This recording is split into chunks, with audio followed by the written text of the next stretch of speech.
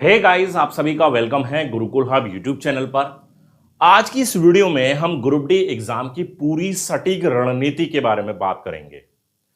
अभी जो हमारे पास समय है वो 45 दिन के आसपास का समय है ग्रुप डी के एग्जाम में, कम से कम भाई इतना समय हम मानकर चल सकते हैं, क्योंकि मई में अगर एग्जाम स्टार्ट होता है तो स्टार्टिंग में भाई स्टार्टिंग के 10 दिन के अंदर भी अगर एग्जाम शुरू होता है तो करीब करीब हमारे पास 1.5 महीने का समय है, 45 दिन का समय है। तो इस 45 दिन की हमारी क्या सटीक रणनीति होनी चाहिए उस पर हम चर्चा करेंगे। पेपर का जो पैटर्न है उसको कैसे हम सॉल्व कर सकते हैं, मतलब मैक्सिमम क्वेश्चन हम कितने सॉल्व कर सकते हैं, ठीक है, वो भी मैं ट्रिक बताऊंगा कि ज्यादा से ज्यादा क्वेश्चन आप कैसे सॉल्व करेंगे, कैसे अपनी स्ट्रैटेजी को आगे लेकर चलना, कैसे आप ज्यादा स्कोर करने के लिए पढ़ाई को इंप्रूव कर सकते हैं, कट ऑफ का क्या सीन रहेगा, मतलब कैसे आप सेफ स्कोर तक जा सकते हैं। इस पूरी वीडियो के अंदर मैं ये सारी चीजें आपको डिटेल में बताकर चलूंगा। अगर इस पूरी वीडियो को आपने ध्यान से सुन लिया और उसमें सारी बताई गई बातों को अगर इंप्लीमेंट कर लिया तो डेफिनेटली आप इस बार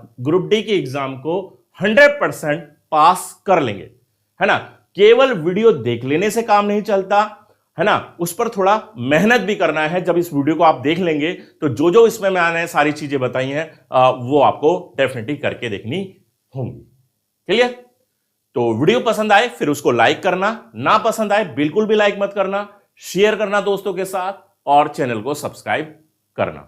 वीडियो में आगे बढ़ने से पहले मैं बता दूं कि हमने जनरल अवेयरनेस के एमसीक्यूज क्वेश्चंस की, जनरल साइंस के एमसीक्यूज क्वेश्चंस की पीडीएफ बनाई हुई है, लिंक डिस्क्रिप्शन में है। उसके अलावा जनरल स्टडीज के प्रिंटेड नोट्स हैं, डिटेल नोट्स, उसके अलावा जनरल नॉलेज के हैंड रिटन नोट्स भी हैं और मैथ्स के हैंड रिटन नोट्स हैं। उन सभी नोट्स की पीडीएफ के लिंक डिस्क्रिप्शन में है, जहां पर आप बहुत छोटे से अमाउंट को पे करने के बाद सारी पीडीएफ को डाउनलोड कर सकते हैं। तो चलिए वीडियो में आगे बढ़ते हैं और हमारा जो आज है 45 दिन की सटीक जो हमने तैयारी करनी है वो है ग्रुप डी के लिए, ठीक है। ग्रुप डी हमारे रडार में है अभी। तो इसमें हमारे 4-5 सेक्शन से क्वेश्चन पूछे जाएंगे। हम बारी बारी से सेक्शंस को समझते हैं, जैसे कि मैथ्स है, ठीक है, रीजनिंग है। अभी काफी सारे बच्चे हैं कि किस पोर्शन से कितने सवाल पूछे जाएंगे। और जनरल साइंस है, जनरल अवेयरनेस जिसमें स्टैटिक जीके का पार्ट रहता है, ठीक है, और फिर आती है अंत में करंट अफेयर, ठीक है। तो बारी बारी से थोड़ा समझ लेते हैं। देखिए मैथ्स में यहां पर 25 क्वेश्चन पूछे जाएंगे, रीजनिंग में यहां पर आपके 30 क्वेश्चंस पूछे जाएंगे, जनरल साइंस में यहां पर आपके 25 क्वेश्चंस पूछे जाएंगे, जनरल अवेयरनेस में यहां पर आपके 10 क्वेश्चन पूछे जाएंगे। कितने हो गए भाई? 55 और 25 80 और 10 90, और करंट अफेयर के आपके यहां पर 10 क्वेश्चन हो जाते हैं, ठीक है।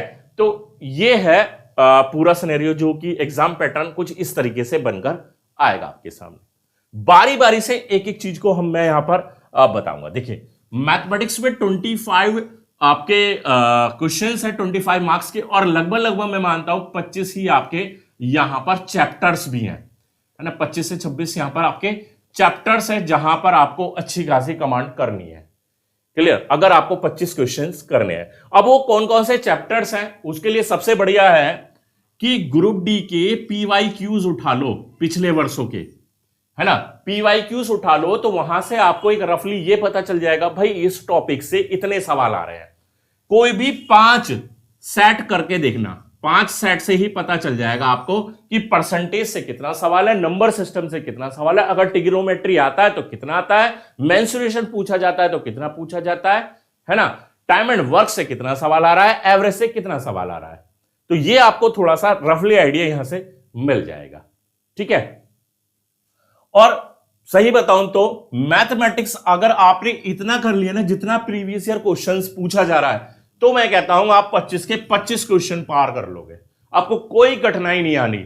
अगर प्रीवियस ईयर क्वेश्चंस में जितने सवाल आ रहे हैं, मतलब जिस तरह के सवाल आ रहे हैं उस तरह के सारे सवाल आपने अगर तैयार कर लिए तो भाई 25 में से 25 आप मैथ्स तैयार कर लोगे, ठीक है।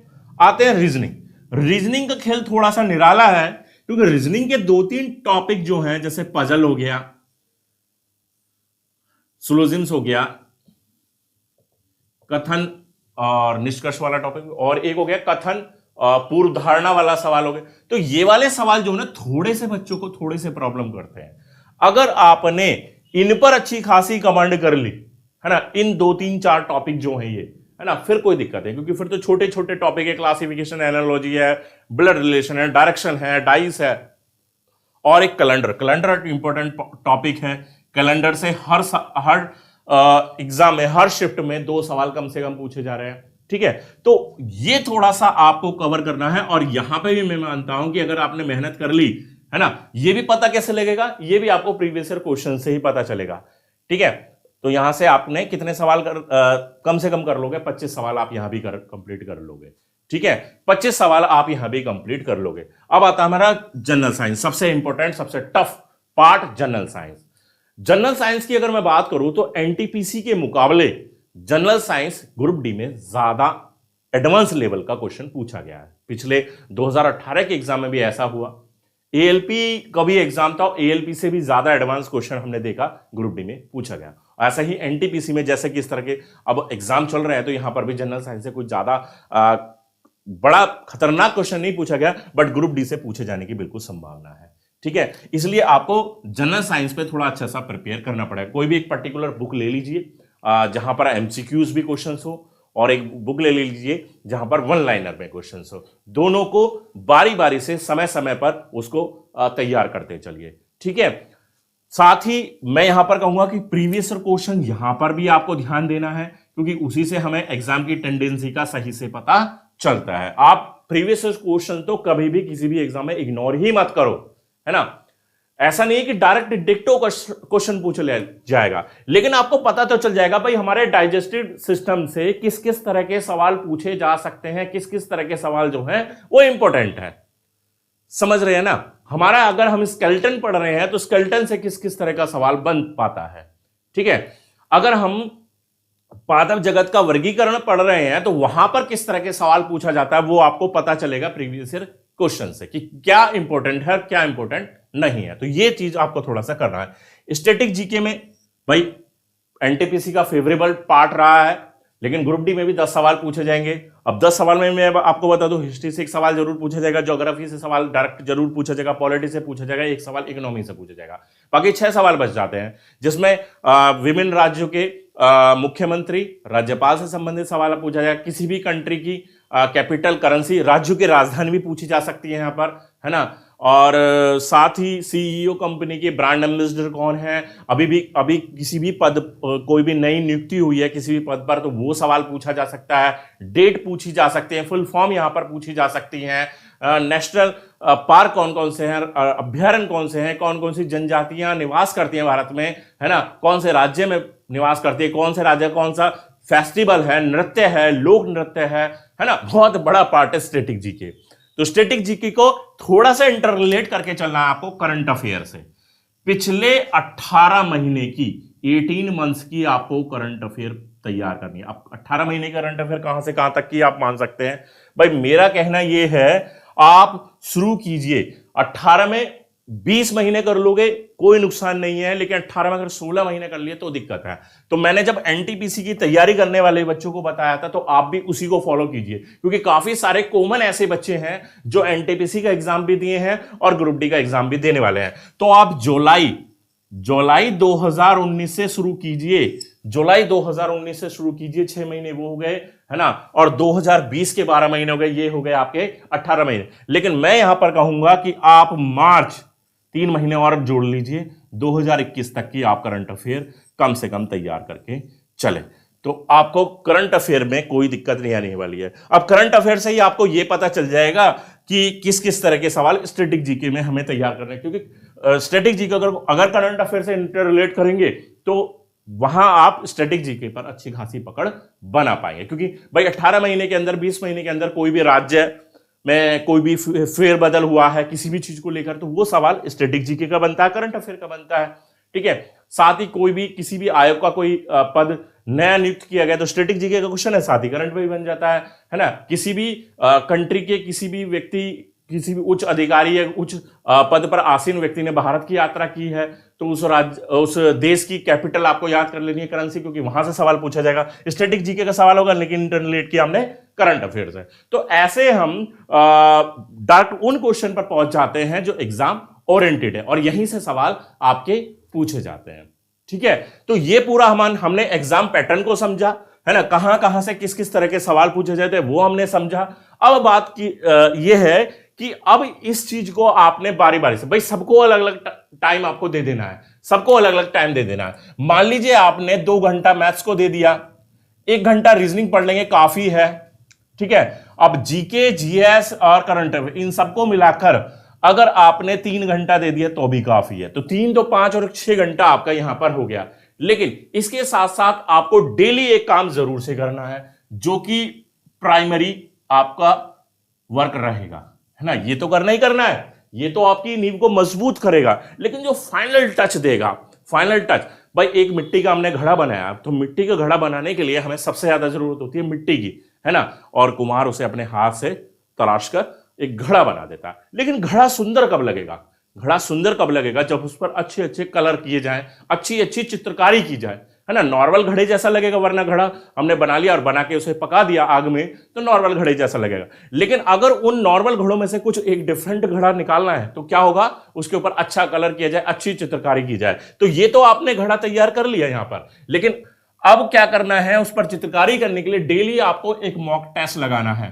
मॉक टेस्ट, मॉक टेस्ट लगाइए, डेली लगाइए एक मॉक टेस्ट, है ना। उस मॉक टेस्ट से आपको यह पता लगेगा कि आपके घड़े में कहां कमी रह गई है। समझ में आ रही है ना मेरी बात, कि आपने उस घड़ा बनाने में कहां कमी छोड़ दी। ये आपको वो फाइनल टच प्रदान करेगा। आपने जीएस कमजोर है, आपका जीएस आपको वो बता देगा। आपका रीजनिंग में दिक्कत है, रीजनिंग के किस टॉपिक में दिक्कत है वो आपको पता चल जाएगी। मैथ्स में दिक्कत है तो मैथ्स के किस टॉपिक में आपको दिक्कत है वो वहां मॉक टेस्ट से पता चलेगी। इसको केवल सॉल्व नहीं करना, इसको एनालाइज करना है। एनालाइज करना बहुत ज्यादा जरूरी है। समझ रहे हैं ना मेरी बात को? तो इससे आपकी जो तैयारी है उसमें निखार आएगा बच्चों, इससे ही आपकी तैयारी में निखार आएगा। समझ में आ गई ना मेरी बात? तो आपको करना क्या है? प्रीवियस ईयर क्वेश्चंस पर फोकस करना है, सारे टॉपिक्स को एक साथ जोड़कर चलना है। ठीक है, और जैसे मैंने अभी बताया कि 6 घंटे की प्रिपरेशन, आपको ठोस तैयारी इन सभी सब्जेक्ट पर बनाकर चलनी है। और उसके साथ साथ एक मॉक टेस्ट लगाना है 1.5 घंटे के टाइमिंग के साथ। 1.5 घंटा उसमें लगेगा, 1 घंटा और मान लीजिए मेरे हिसाब से उसको एनालाइज करने में, है ना।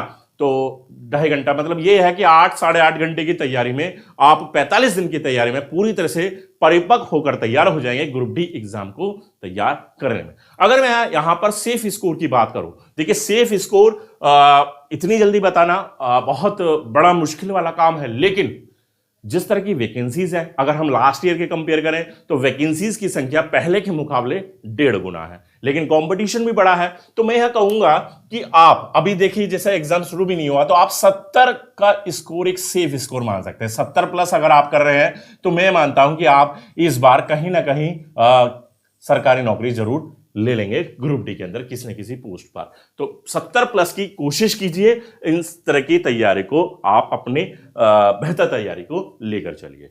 ठीक है, तो आई होप कि इस वीडियो के जरिए आपको वो सब अहम ज्ञान प्राप्त हो गया होगा जिसकी अभी आपको फिलहाल जरूरत है, क्योंकि 45 दिन के अंदर अंदर लगभग आपका एग्जाम शुरू कर लिया जाएगा। तो अब वक्त आ गया है वीडियो को समाप्त करने का। और अगर वीडियो पसंद आ गई हो, जो भी बच्चे अभी यहां तक लास्ट तक जुड़े उनका बहुत बहुत धन्यवाद। और धन्यवाद भी कि आप वीडियो आपकी ही जरूरत के लिए बनाई गई है ना।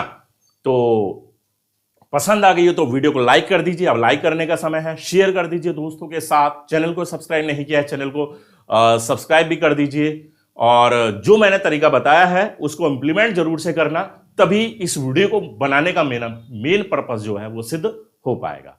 ठीक है, मिलते हैं नेक्स्ट वीडियो में, तब तक के लिए बाय, थैंक यू।